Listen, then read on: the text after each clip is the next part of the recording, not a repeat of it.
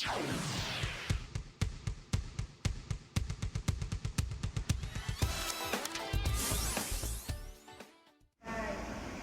estamos de volta com o seu estilo de vida e eu vou contar uma coisa pra vocês.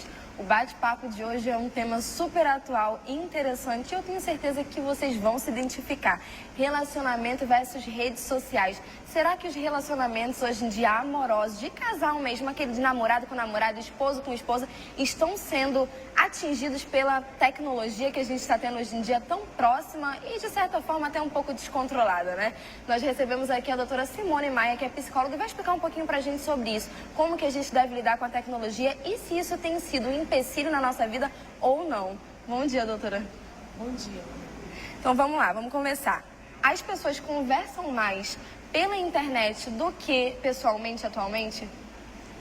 Bom, devido ao grande avanço da tecnologia, e é fato que não tem como a gente viver desconectado atualmente, tem crescido o processo das pessoas estarem se comunicando cada vez mais através do WhatsApp, das redes sociais, por conta da vida corriqueira, da correria que a modernidade, na qual as pessoas hoje estão inseridas. Então, de fato, a tecnologia tem avançado bastante, as pessoas têm feito bastante uso dela. E a gente tem avançado junto com ela, né? Sim, a gente tem se adaptado, tem trazido essa tecnologia para dentro de casa, também dentro dos nossos ambientes de trabalho. É muito difícil hoje as pessoas não conseguirem deixar de lado o celular durante as tratativas de trabalho ou das relações familiares. Mas essa troca tem sido uma troca saudável? Ou, de certa forma, tem afligido aí o coração de algumas pessoas por não ser, de repente, a praia de todo mundo, né? E ela tem que se adequar de alguma forma.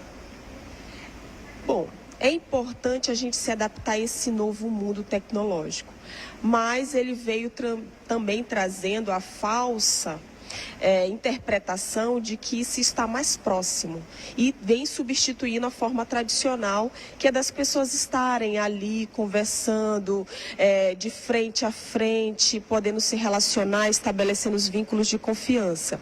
E quando essa tecnologia ela substitui esse processo que é o mais saudável, de fato as relações ficam muito mais quebrantadas e artificiais. Em relação ao casal específico, essa tecnologia tem sido um empecilho, tem sido um problema ou não? Os casais têm conseguido lidar normalmente com isso de uma forma super tranquila. E lembrando, gente, que nós estamos falando de tecnologia, eu estou aqui com o meu celular na mão esperando pela sua participação. Por favor, né? Manda pra gente a sua perguntinha. Se você não sabe, tem aquela situação com seu namorado, com sua namorada, não sabe de que forma agir, não tem pra quem perguntar, não tem quem te aconselhe, manda pra gente que a nossa especialista do dia tá aqui pronta para te ajudar de alguma forma, com certeza, se ela puder. Claro que cada caso é um caso, sim, mas a gente vai tentar te ajudar da forma que a gente conseguir. Bom, atrapalha, né? Quando as pessoas deixam de interagir diante de certos conflitos, passarem a discutir a relação através do celular, através de um e-mail, quando elas têm a possibilidade de trazer isso para o seu convívio, é a forma mais errada. E isso fala muito do casal. Existem casais que eles conversam muito mais através da tecnologia do que pessoalmente. Geralmente a gente escuta a desculpa de que a falta de tempo e uma forma de tentar agilizar algumas conversas, algumas discussões, a gente recorre aos recursos da tecnologia. Só que a interpretação que se tem, e que é a verdadeira, é que essas pessoas estão se evitando. E nesse processo de se evitar, existem coisas que provavelmente seriam tão importantes serem resolvidas e que os insights eles aconteceriam ao vivo e a tecnologia não permite que eles apareçam. E por que essas pessoas, algumas pessoas, elas costumam dizer que se sentem mais à vontade ao conversar pela internet do que pessoalmente, por exemplo? Por que isso acontece? Por que tantas pessoas se sentem mais tranquilas ao conversar sem olhar o outro? Justamente por conta desses conteúdos que talvez é um mecanismo que ela se utiliza de fuga para não haver o enfrentamento.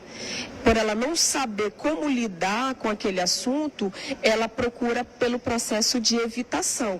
E aí, por isso que a forma de falar através do celular se torna mais confortável do que ela ao vivo e, de alguma forma, ela ser enfrentada sobre aquele assunto e ela não conseguir disfarçar, né? Porque o corpo fala.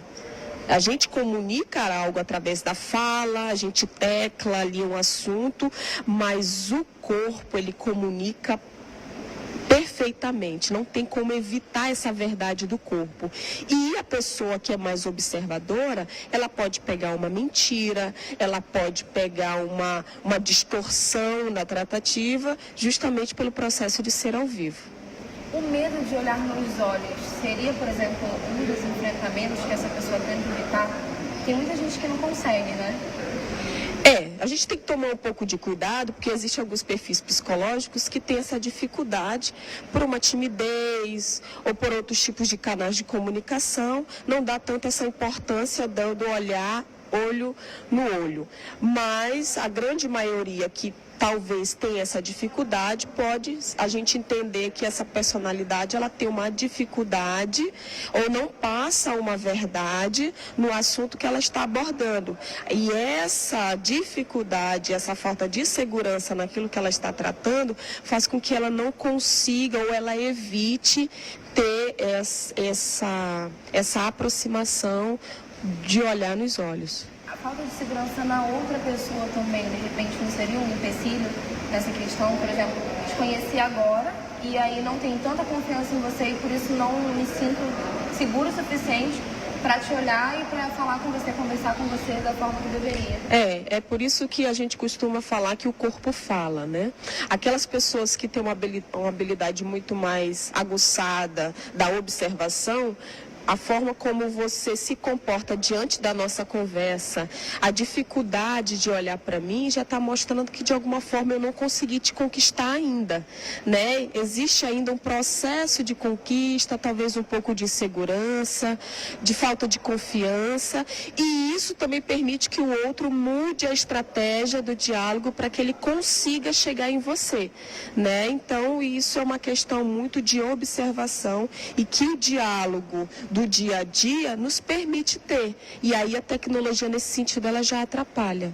Doutora Simone dando dica para aquelas pessoas que ainda não que ainda não conseguiram conquistar o gatinho e a gatinha e acabando com aqueles muros que algumas vezes a gente coloca na frente para não deixar ser atingido, né?